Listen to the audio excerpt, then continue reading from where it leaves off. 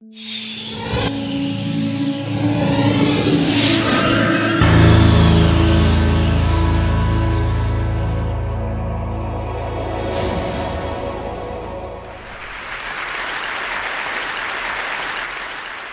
time ago, browsing a very old magazine, I found this observation test about the story of the ark. And the artist that drew this observation test did some errors, had some mistakes, are more or less 12 mistakes. Some of them are very easy. There is a funnel, an aerial part, a lamp, and clockwork key on the ark. Some of them are about the animals, the number. But there is a much more fundamental mistakes in the overall story of the ark that is not reported here. And this problem is, where are the plants? So now we have God that is going to submerge Earth permanently, or at least for a very long period, and no one is taking care of plants. Noah needs to take care of every kind of bird, of every kind of animal, of every kind of creature that moves, but no mention about plants. Why? In another part of the same story, all the living creatures are just the living creatures that came out from the ark. So birds, livestock, and wild animals. Plants are not living creatures. This is the point. It's a point that is not coming out from the Bible, but it's something that it's really accompanied the humanity. Let's have a look at this nice code that is coming from a Renaissance book. Here we have the description of the order of nature. It's a nice description because it's starting from left, you have the stones.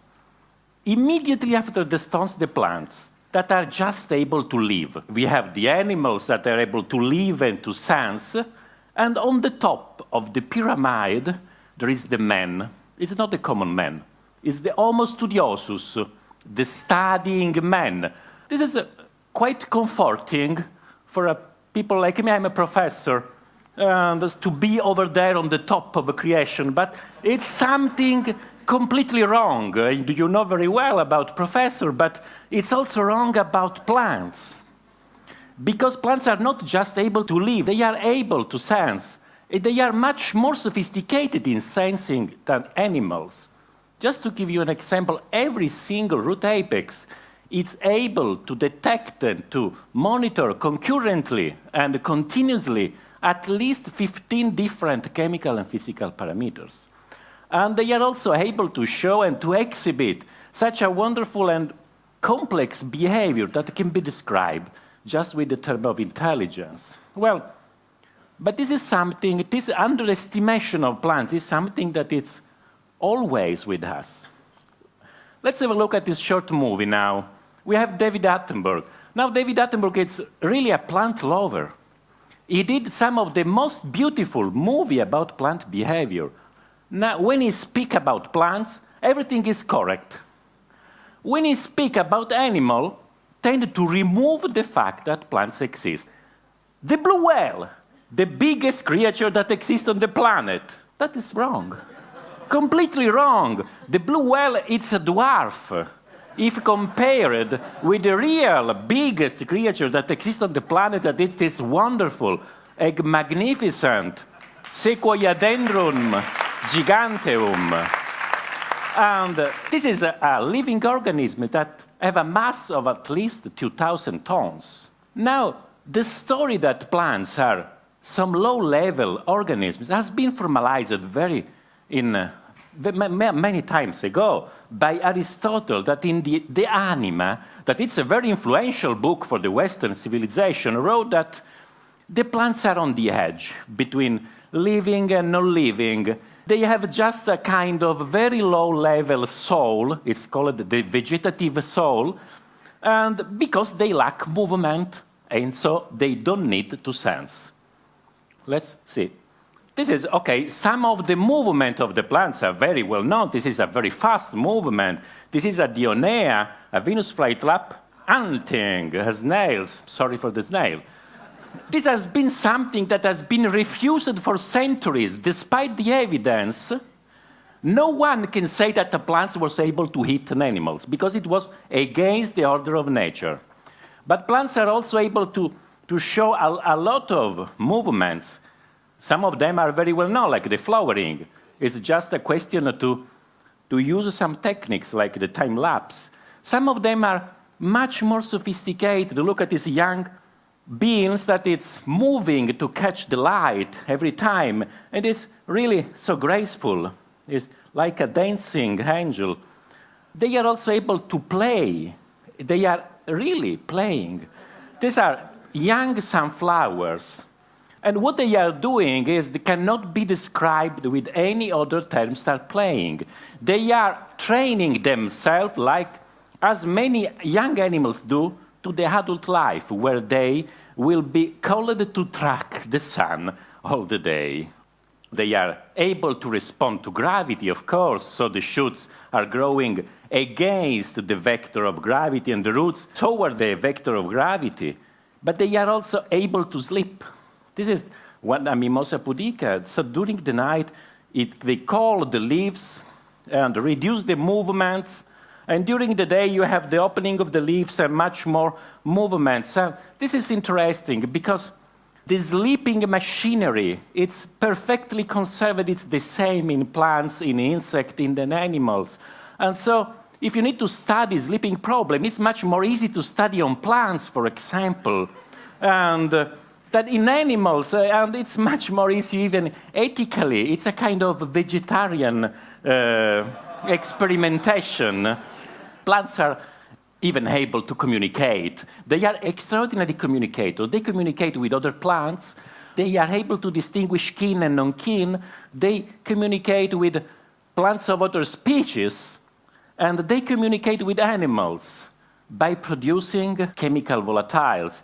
For example, during the pollination. Now, the pollination is a very serious issue for plants because they need to move the pollen from one flower to the other, and they cannot move from one flower to the other, so they need a vector. And this vector is normally an animal. Many insects has been used by plants as vector for the transport of the pollination, but not just insects, even birds, reptiles, and mammals like bats and rats are normally used for the transportation of the pollen. This is a serious business. We have the plants that are giving to the animals a kind of sweet substance, very energizing, having in change this transportation of the pollen. But some plants are manipulating animals, like in the case of orchids that promise sex and nectar and give in change nothing for the transportation of the pollen. Now, there is a big problem behind all this behavior that we have seen. How is it possible to do this without a brain? We need to wait until 1880 when this big man, Charles Darwin, published a wonderful, astonishing book that it's a revolution. The title is The Power of Movement in Plants. No one was allowed to speak about movement in plants before Charles Darwin.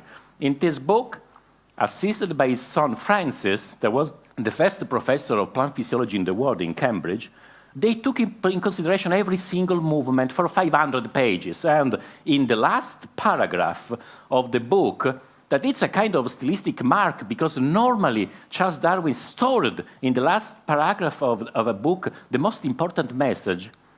He wrote that it's hardly an exaggeration to say that the tip of the radical acts like the brain of one of the lower animals.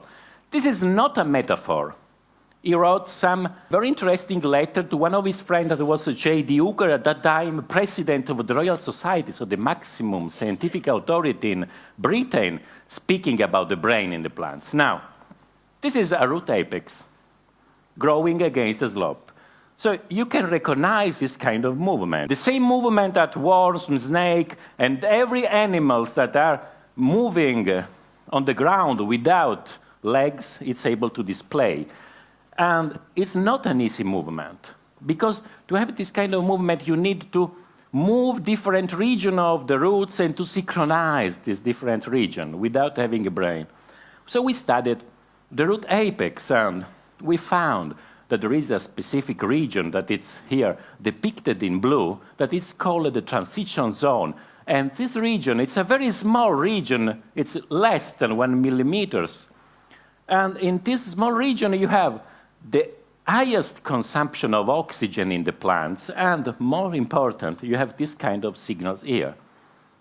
The signals that you are seeing here are action potential, are the same signals that the neurons of my brain, of our brain, it's used to exchange information.